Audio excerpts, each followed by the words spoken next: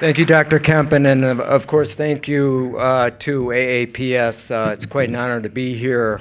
Interesting, you should bring up the word extortion. It was actually an article by family practice doc in New Jersey, Dr. Linda Gerges, that she wrote an article on her blog about extortion regarding the MOC.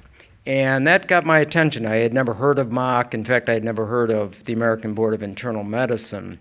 And that led one thing to another. I started digging into ABIM's tax returns, and I was quite shocked at what I was finding. I was having deja vu all over again.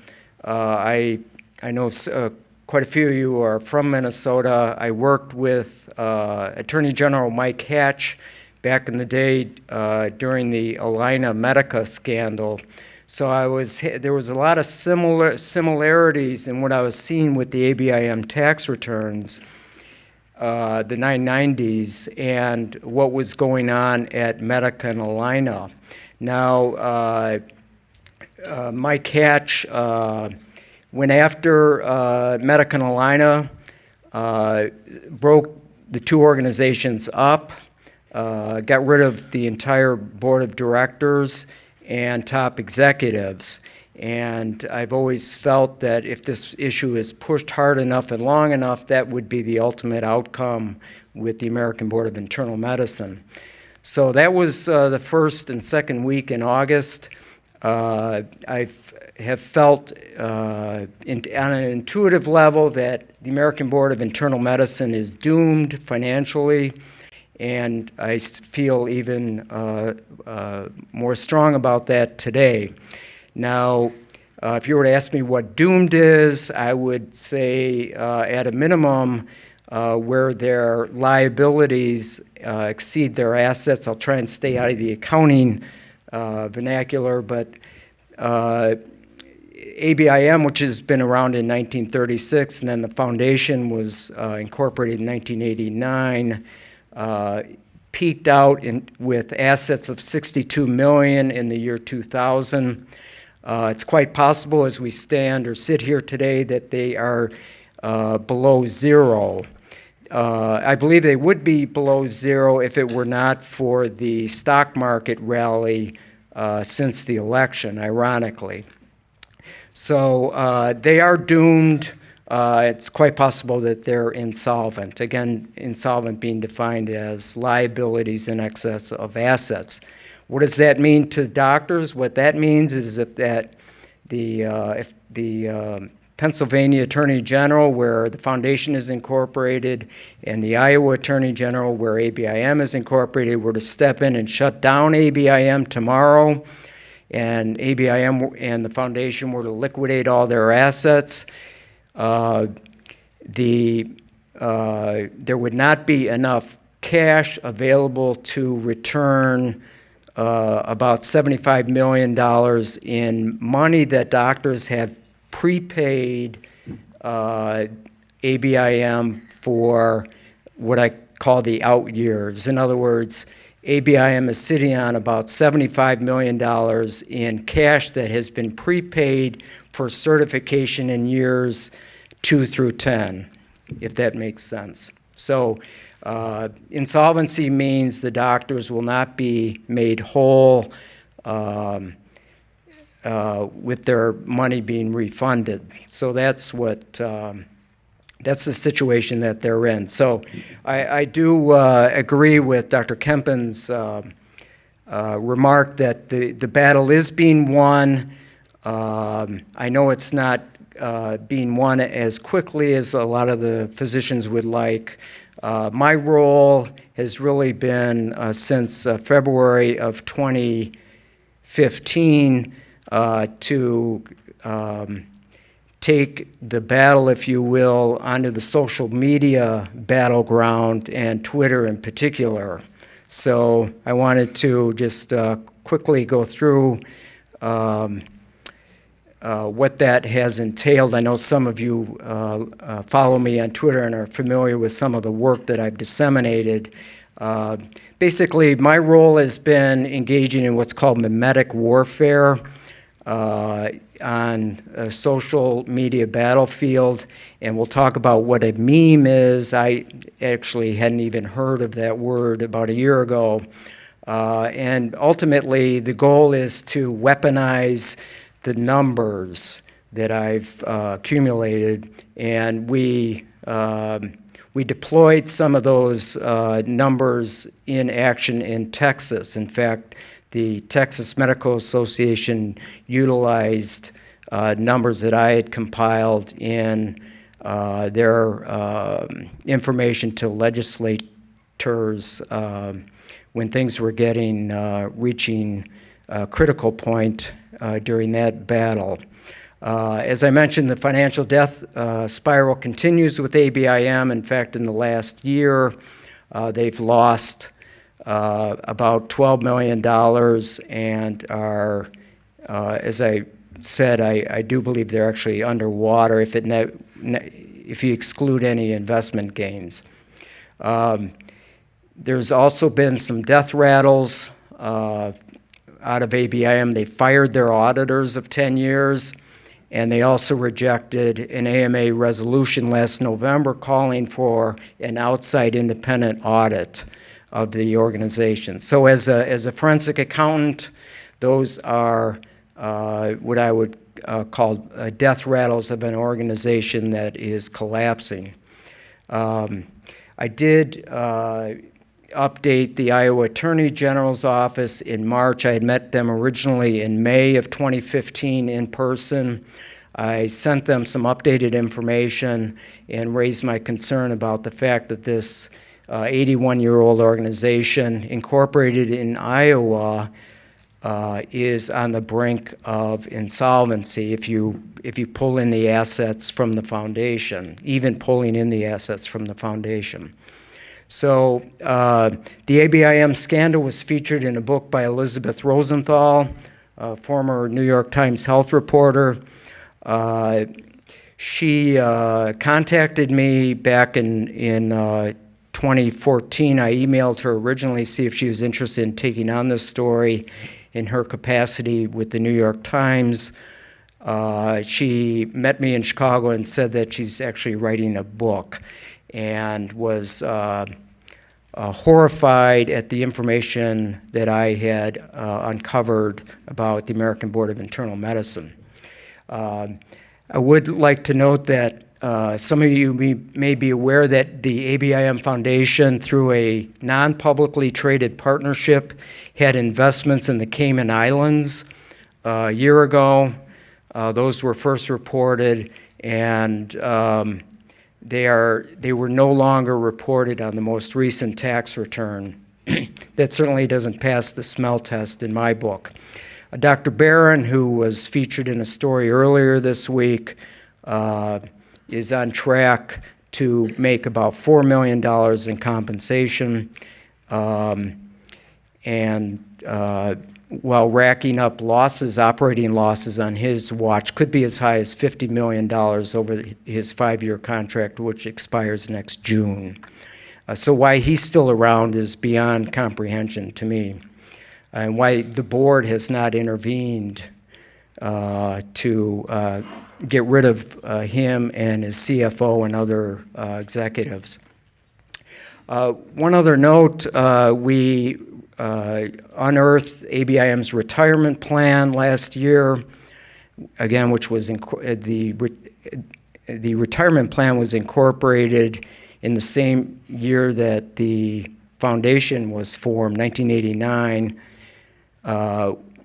and the assets of the retirement plan are worth more than twice the assets of ABIM, which was incorporated in 1936. So let that sink in for a minute, so that the beneficiaries, the employee beneficiaries of the retirement plan, the assets are more than double the assets of ABIM. Jumping over to ABMS, their revenue has peaked. It's flatlined. So they are desperate, in my opinion, for revenue, and I think you've seen some of that in their recent announcements.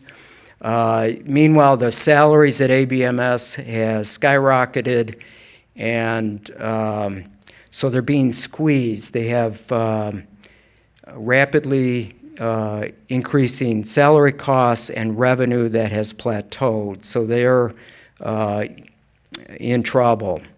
I wanted to talk briefly about the three components of the ABMS, the billion-dollar, I was calling it the billion-dollar baby. I think it's more appropriate to call it the billion-dollar swamp creature.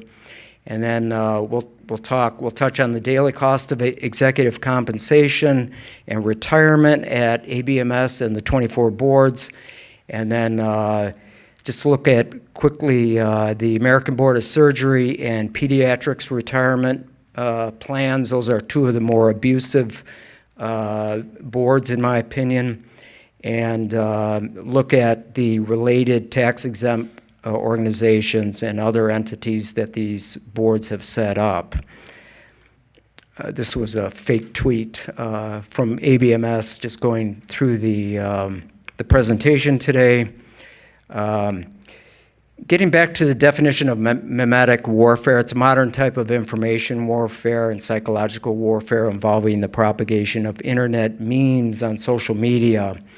And an internet meme is an activity, concept, picture such as the mock poster that is spread from person to person via the internet. And as I mentioned earlier, the key in all of this is weaponizing the numbers and using the numbers against the boards, using their own numbers against them. And this quote is from an individual that was one of the chief social media strategists for Donald Trump. And basically, the bottom line is you're gathering information and disseminating that information to establish a competitive advantage over an opponent. So the Pentagon and NATO are studying this whole concept of memetic warfare because ISIS was way ahead of them in promoting their cause through social media. There was a memetic shootout in Texas. I'd like to thank Dr. Held for the keep calm and remember the ALAMOC tweet. I thought it was corny, but I put that together anyhow. So, anyways, we bombarded Texas with information regarding. We wanted to get the information to the state legislators about the $50 million annual compensation for the boards. That's compensation. Salary plus retirement benefits for the executives, $50 million. It's over $50 million per year. And then, as I mentioned, Texas Medical Association utilized information that I had compiled. Just a quote from ABMS after Senate Bill 1148 passed that they stated that this legislation establishes a dangerous precedent by allowing the state to interfere with physician professional self-regulation, which I found comical. In the month of May, just getting back to the memetic warfare theme, I had more than 100,000 views on my tweets.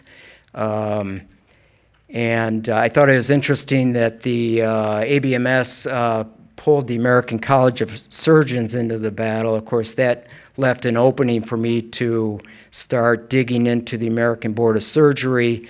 And like ABIM, the American Board of Surgery retirement plan assets exceeds the assets of the board itself. They are the only two boards where the retirement plan is worth more than the board itself. So I didn't think it was a coincidence that the American College of Surgeons, being more desperate, I'm speculating here, of course, for MOC to continue to bail out the American Board of Surgery. And that the pamphlet that the Texas Medical Association put out with some of my data. This is just an example of some of the tweets that were sent out. ABIM has brought in by now over $600 million in certification and MOC revenue since 2000, yet they stand on the brink of insolvency. I have a hard time getting my mind around that concept. It's so, the incompetence is mind-boggling. And the tweet on the right just presents some detailed information on their revenue and costs, leading to nearly $72 million in operating losses since 2009. I would like to state that for the first 3 years of Barron's contract, he's racked up over $32 million in operating losses. They fired their auditors of 10 years, and they're quoted as in a filing with the Department of Labor in an effort to adhere to industry best practices. I'm not sure who fired who in that circumstance. In November of last year, the AMA approved Resolution 607 calling for an independent audit of ABIM, and then in January of 2017, ABIM rejected the resolution stating that this was their fake news, that financial documents are technical and not readily comprehensible to non-financial readers, which actually their financial statements are extremely easy to understand. Then a few days later, after they disclosed that they rejected the AMA resolution, they published their financial statements for the year ending June 30 of 2016. And that is where their value plunged nearly 50% in 12 months. And I sent the Iowa Attorney General the updated information on the risk of insolvency. Keep in mind, we're looking at two organizations. We have ABIM, incorporated in the state of Iowa in 1936, and then the foundation incorporated in Pennsylvania. So ABIM in Iowa is governed by Iowa nonprofit laws, and the ABIM standalone financial statements are reporting a deficit of almost $58 million. I thought this would prompt an investigation by the Iowa Attorney General. Perhaps it has behind the scenes. I have not been informed of anything on that front. Elizabeth Rosenthal's book came out. She had called it kind of a testing Ponzi scheme, the MOC scheme. ABIM was featured along with a lot of other organizations.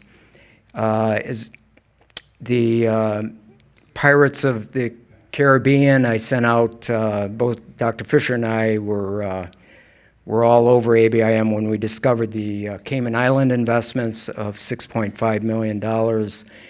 They disappeared from their most recent tax filing, and the detailed chart there, schedule on the right, is Dr. Barron's compensation, which totals over $2 million halfway through his contract, complete with bonuses.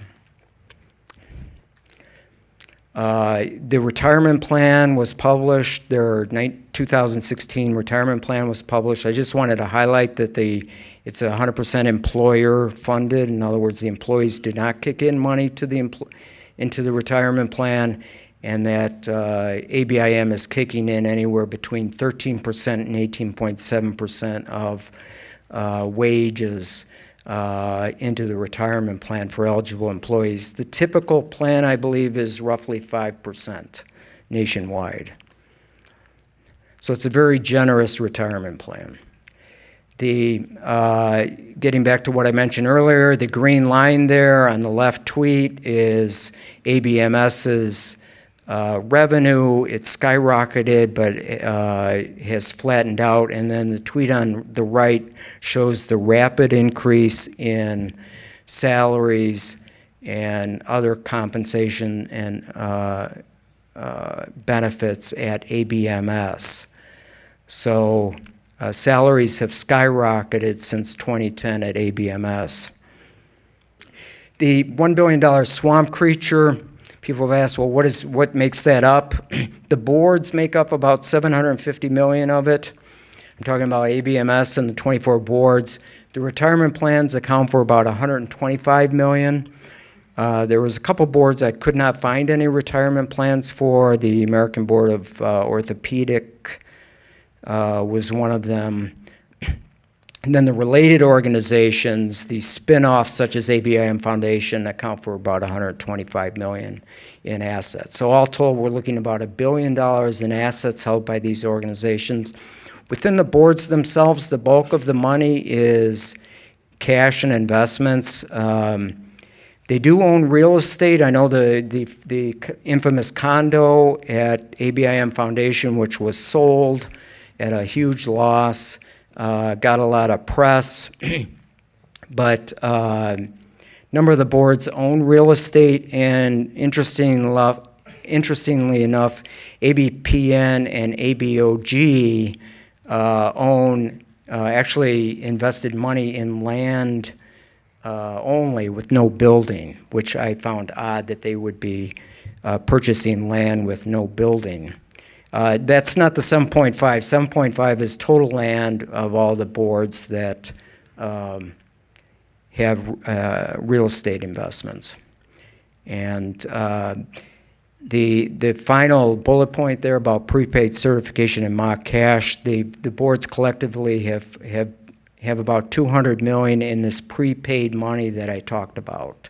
It's like their own bank. Basically, they have all this prepaid cash, and that's what got ABIM in trouble. Executive compensation per day at the boards, this is per business day, is $164,000 per day, per business day, each and every business day. Retirement benefits is $43,200 for both executives and employees per business day. The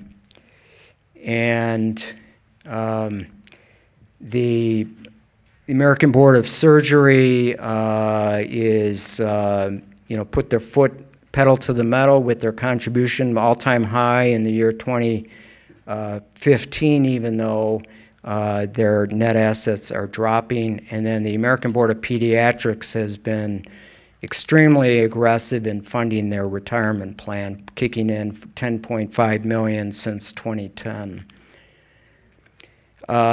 The boards, the 24 boards, there are 13 tax-exempt related organizations. Of course, the biggest one there is ABIM Foundation, and then in the handouts you can see the various assets of the organizations. Feel free to see me after during a break or over dinner. I'd be happy to discuss any of these items in detail. Thank you very much. Yeah. Thank you very much, Chuck. I think you've given us a clear picture of the industry known as certification.